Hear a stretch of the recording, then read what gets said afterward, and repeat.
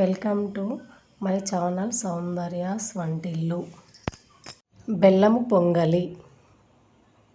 కొత్త బియ్యము ఒక గ్లాస్ తీసుకొని 2-3 సార్లు కడుక్కొని అరగంట సేపు నానబెట్టుకోవాలి. ఇప్పుడు వీటిని పక్కన ఉంచుకుంటున్నాను.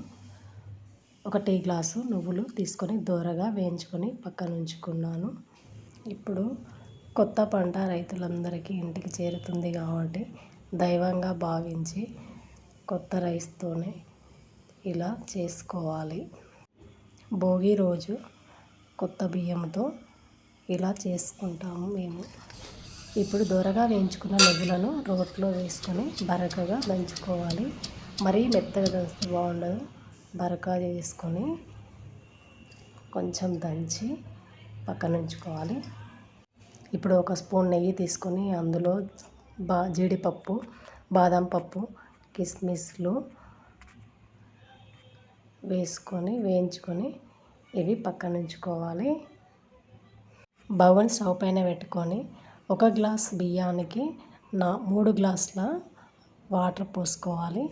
కొత్త బియ్యం కాబట్టి ఉడుకుతుంది. ఇప్పుడు మూత వేసుకొని మరిగిన వాటర్లో బియ్యం వేసుకోవాలి. ఇప్పుడు 1 గ్లాసు పాలు పోసుకొని అందులో రెడీ చేసుకున్న నువ్వుల పొడి వేసుకోవాలి. 1 కప్పు బెల్లం తీసుకోవాలి.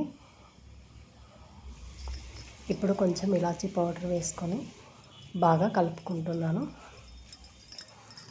వేయించి పెట్టుకున్న డ్రై ఫ్రూట్స్ను వేసుకొని బాగా కలిపి సర్వ్ చేసుకోవాలి.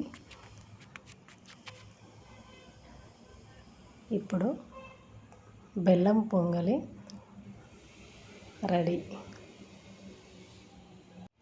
లైక్ చేయండి, షేర్ చేయండి, సబ్స్క్రైబ్ చేయండి, కామెంట్ చేయండి.